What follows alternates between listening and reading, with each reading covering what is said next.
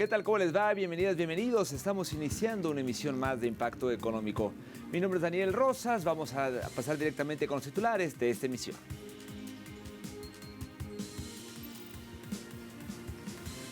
En nuestro mundo, hoy les contamos que en Estados Unidos la creación de empleo al cierre del 2025 estuvo por debajo de las expectativas de la demanda. En nuestro espacio de análisis estaremos abordando el pacto comercial entre el Mercosur y la Unión Europea. En nuestro recorrido digital le contamos los metales preciosos en alza récord. El oro y la plata marcan nuevos máximos. Vamos con los detalles.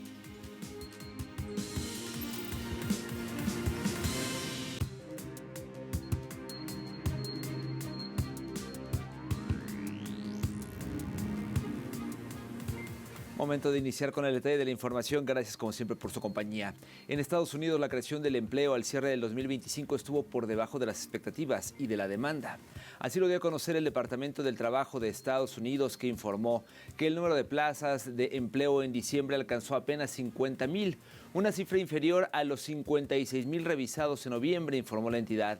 Cabe destacar que pese a los números a la baja, la tasa de desempleo descendió ligeramente de 4,5% a 4,4%. Esta misiva a su vez detalló que la creación de empleos que se generaron se concentró en los sectores de salud, restaurantes y hotelería, mientras que manufactura, comercio minorista y construcción registraron recortes. En conjunto de 2025, la economía estadounidense sumó 584,000 empleos, el menor crecimiento anual desde la pandemia, excluyendo periodos de recesión.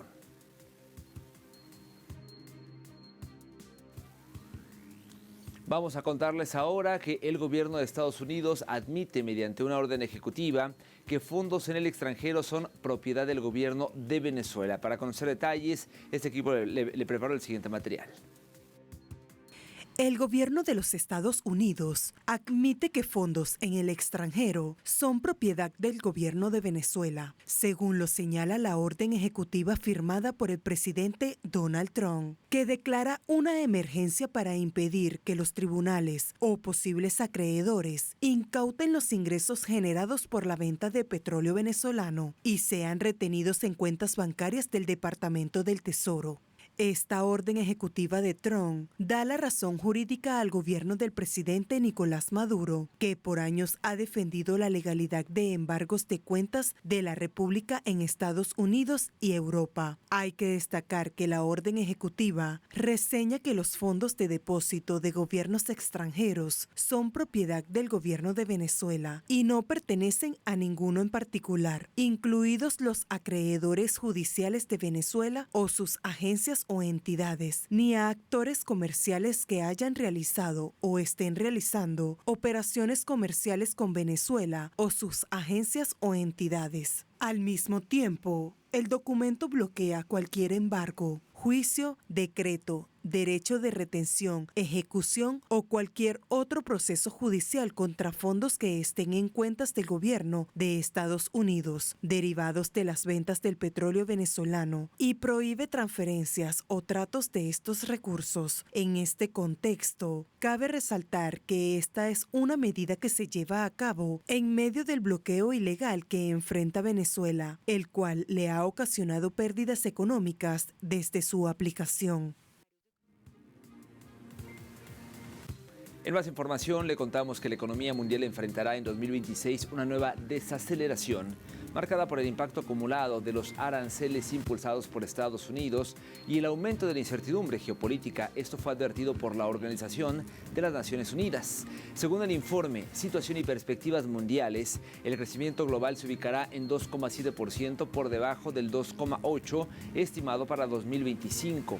El organismo señala que, aunque el sistema económico logró amortiguar inicialmente las medidas comerciales adoptadas por Washington, sus efectos serán más visibles este año, especialmente en el comercio internacional, cuyo crecimiento se reducirá de forma significativa. A ello se suman los conflictos geopolíticos y tensiones tecnológicas que profundizan la fragilidad del escenario global. La ONU alerta que estas dinámicas refuerzan desigualdades estructurales y vulnerabilidades sociales, afectando con mayor fuerza a las economías en desarrollo, mientras el crecimiento mundial continúa por debajo de los niveles previos a la pandemia.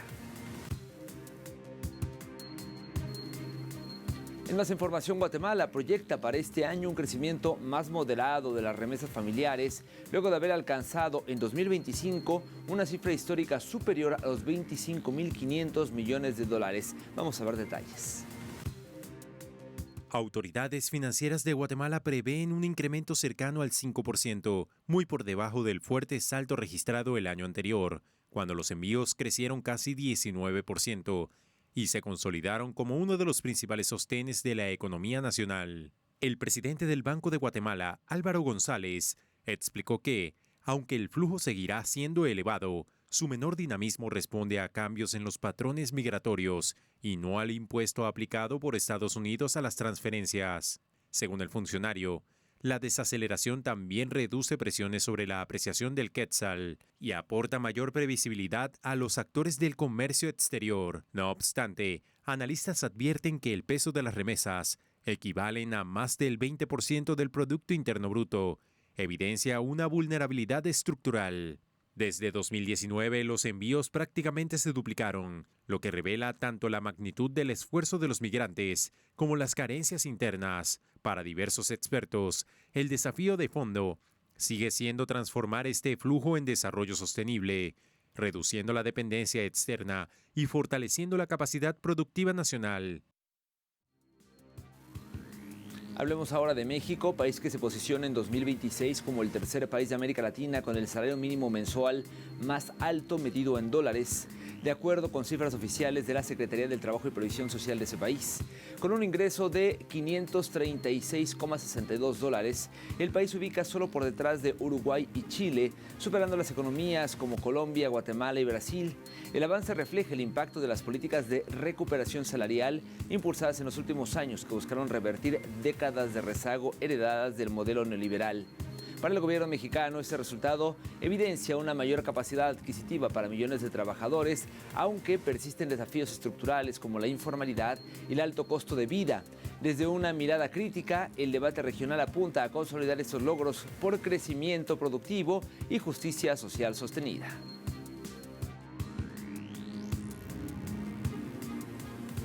En más información, el Tesoro de Estados Unidos y el Banco Central de la República Argentina confirmaron que el país sudamericano devolvió en diciembre los fondos utilizados del swap de monedas acordado en octubre, una operación presentada por Washington como un éxito financiero y político. Según ambas partes, se trató de unos 2.500 millones de dólares reembolsados en el marco de un acuerdo total por 20.000 millones. Desde la óptica estadounidense, la devolución refleja una supuesta mejora de la posición financiera argentina y consolida el alineamiento del gobierno de Javier Milei con la estrategia económica de la Casa Blanca. Sin embargo, el Banco Central argentino evitó detallar los mecanismos concretos de cancelación, lo que alimentó interrogantes entre analistas sobre un posible reemplazo del swap por una nueva deuda con organismos internacionales.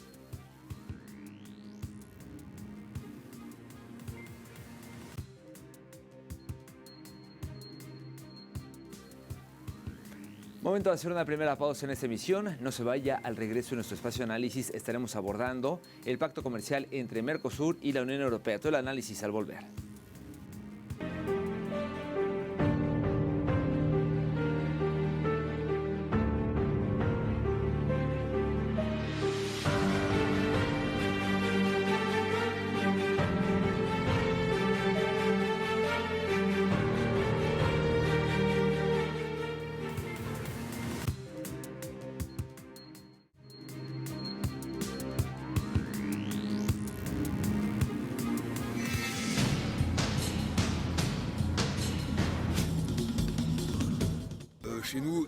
El acuerdo Mercosur representa una competencia desleal que traerá carne a muy bajo costo y no podremos competir.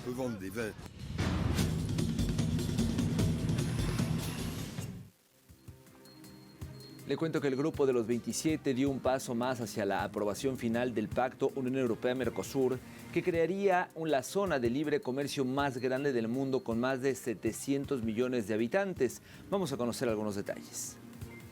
Tras 25 años de negociaciones, los países de la Unión Europea aprobaron el acuerdo con Mercosur, el mayor pacto comercial que han firmado los 27 en su historia. Ante este panorama de aprobación, la presidenta de la Comisión Europea, Ursula von der Leyen, podrá viajar a Paraguay próximamente para la firma del texto. Hay que señalar que a este acuerdo hay varios países que se han opuesto, entre ellos Francia, el mayor productor agrícola de la Unión Europea, afirmando que el acuerdo incrementará las importaciones de productos alimenticios a bajo precio, como carne de res, aves de corral y azúcar, perjudicando a los agricultores nacionales.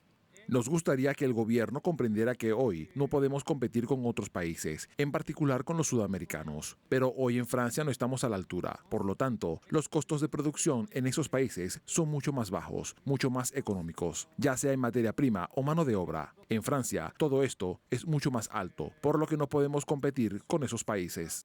La Unión Europea y el Mercosur esperan expandir el comercio de bienes repartido equitativamente por un valor de 111.000 millones de euros. Las exportaciones de la Unión Europea están dominadas por la maquinaria, los productos químicos y los equipos de transporte, mientras que las del Mercosur se encuentran en productos agrícolas, minerales, pulpa y papel.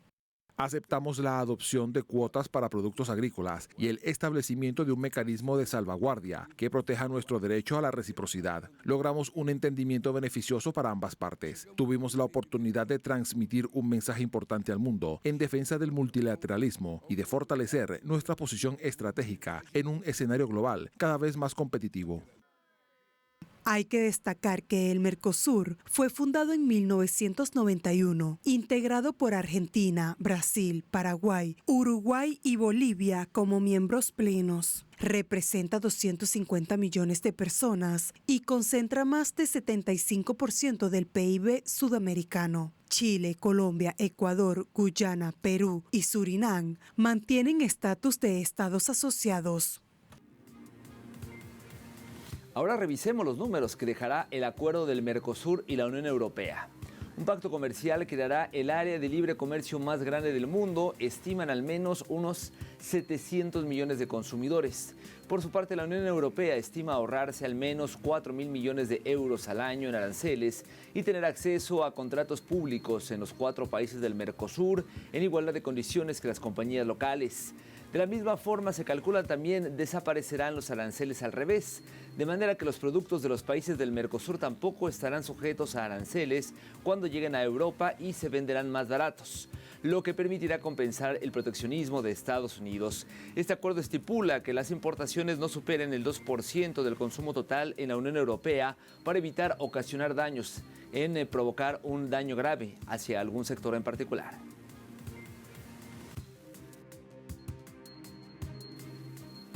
Hagamos una radiografía de las principales razones por las que el sector agrícola de la Unión Europea rechazan este acuerdo, este tratado de manera contundente.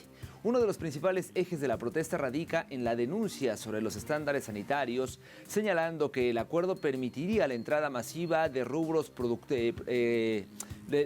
producidos con pesticidas que están estrictamente prohibidos en suelo europeo. Agricultores y organizaciones campesinas también denuncian una competencia desleal por importaciones baratas. Temen que el acuerdo inunde el mercado europeo con carne de vacío, aves, azúcar y etanol producidos con costos inferiores. Esto podría incidir en los precios locales y llevar hasta el cierre de granjas europeas, especialmente las pequeñas y medianas, afectando la viabilidad económica del sector.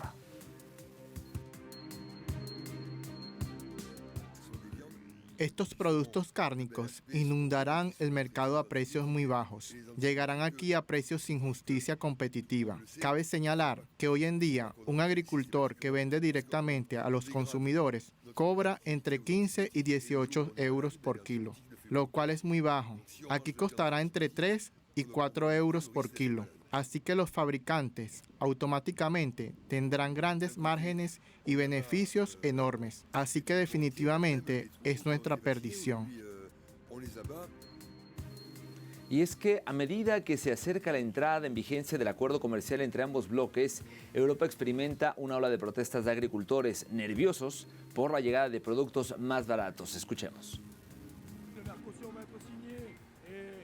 El acuerdo de Mercosur va a firmarse y será otra competencia desleal para nosotros los agricultores. Pero la competencia europea, comparada con la normativa francesa, ni siquiera debería existir. Todos deberíamos poder trabajar con justicia en Europa, y no es así. No es que nosotros, los agricultores, estemos en contra de la Unión Europea. Sencillamente, la Unión Europea, en su forma actual, necesita ser modificada. Después de 20 años de inversión y esfuerzo por producir alimentos de la más alta calidad, resulta que ahora estamos luchando y encarando la destrucción de nuestras fincas. Al mismo tiempo, se está importando comida de mala calidad. Esta falsedad de la UE debe acabar, debe terminar, debe acomodarse y debemos poder vivir con normalidad. En Italia somos conocidos por producir productos seguros y de alta calidad. Y creo que esto ya no estaría garantizado, sin mencionar la contaminación que causaría transportar mercancías por barco desde el otro lado del mundo, cuando ya tenemos tierra y producción aquí. Italia es larga y estrecha, con muchas características únicas y una amplia gama de productos de alta calidad. No necesitamos importaciones. Tras haberse concretado este proceso, expertos indican que el acuerdo comercial cubriría un mercado de 780 millones de personas y una cuarta parte del Producto Interno Bruto Mundial, además de eliminar progresivamente los aranceles sobre casi todos los bienes comercializados entre estos dos bloques. Destacamos que a pesar de que Francia o Hungría rechazan este acuerdo, Bruselas lo ha defendido con vehemencia y más aún en un contexto tan delicado, con Donald Trump envalentonado tras el ataque militar a Venezuela y el secuestro del presidente Nicolás Maduro, además de amenazar a Colombia, México y Groenlandia. Por supuesto, desde este espacio estaremos dando continuidad a este tema. Por lo pronto vamos a hacer una nueva pausa. Al regreso estaremos como todos los días realizando nuestro recorrido digital. Le contaremos sobre los metales preciosos que se encuentran en un alza récord, el oro y la plata que marcan nuevos máximos. Ya volvemos.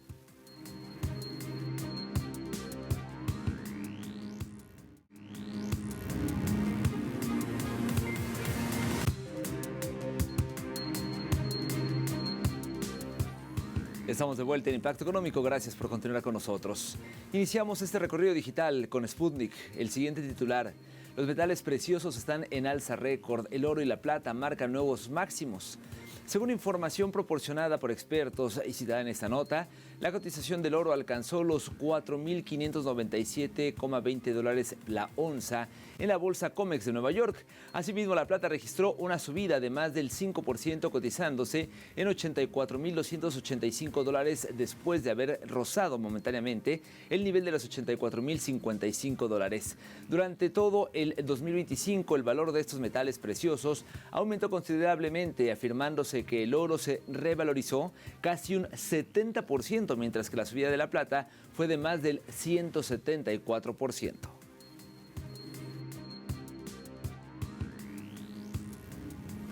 Pasamos a Xinhua.net, portal con la siguiente información. China y Unión Europea acuerdan lineamientos sobre compromisos de precios para vehículos eléctricos chinos. El anuncio realizado por el Ministerio de Comercio del gigante asiático dice que el acuerdo tiene como objetivo principal el proporcionar orientación general sobre los compromisos de precios para los exportadores chinos de vehículos eléctricos de batería para pasajeros con destino a los diversos países de la Unión Europea, así como abordar también las preocupaciones pertinentes de una manera más práctica, específica y conforme a las normas de la Organización Mundial del Comercio. Ahora revisemos el portal C5N de Argentina con el siguiente titular. Una familia tipo de Cava necesitó más de 1,3 millones en diciembre para no ser pobres, hablando de pesos. El Instituto de Estadísticas y Censos porteño indicó que las familias que residen en la ciudad autónoma de Buenos Aires necesitaron de la cuantiosa suma de dinero debido al aumento de la inflación en la región. Enfatizó que una familia compuesta por 2 adultos y 2 menores necesitó en diciembre ingresos de 2.128.461 pesos para ser de clase media, al menos 1.346.875 pesos para no ser pobre y 726.569 pesos para no ser catalogado como indigente. Asimismo, destacó que la indigencia subió un 3,3%, la canasta básica total un 2,48% y la pobreza un 2,96%.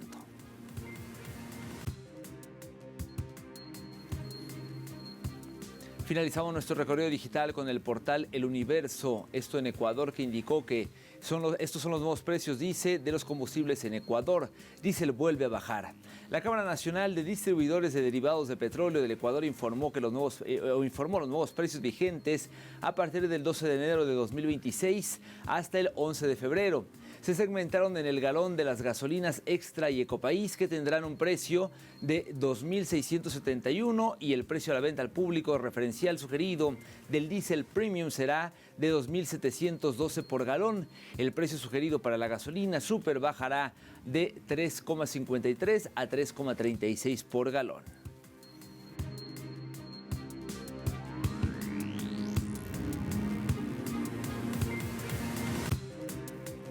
Momento de revisar cómo se encuentran los precios del petróleo. El WTI marcó un precio de $58.61, una caída de 33 centavos de dólar. En el caso del barril del Brent, el de referencia en Europa, su precio se ubicó en $62.03, también cayendo 26 céntimos de dólar. Y finalmente vamos a revisar cómo se encuentra el crudo promediado por la OPEP. Se mantiene en $61.20 sin cambios. Llegamos al final de esta emisión. Como siempre, gracias por habernos acompañado y como siempre le recuerdo que en telesurtv.net, que es nuestro portal, hay más información a su alcance y le invito como siempre a seguirnos en redes sociales. Particularmente en X nos encuentra como @telesurimpactoe y @DanielTelesur. Me despido por ahora, pero nos vemos pronto con más de Impacto Económico. Hasta entonces.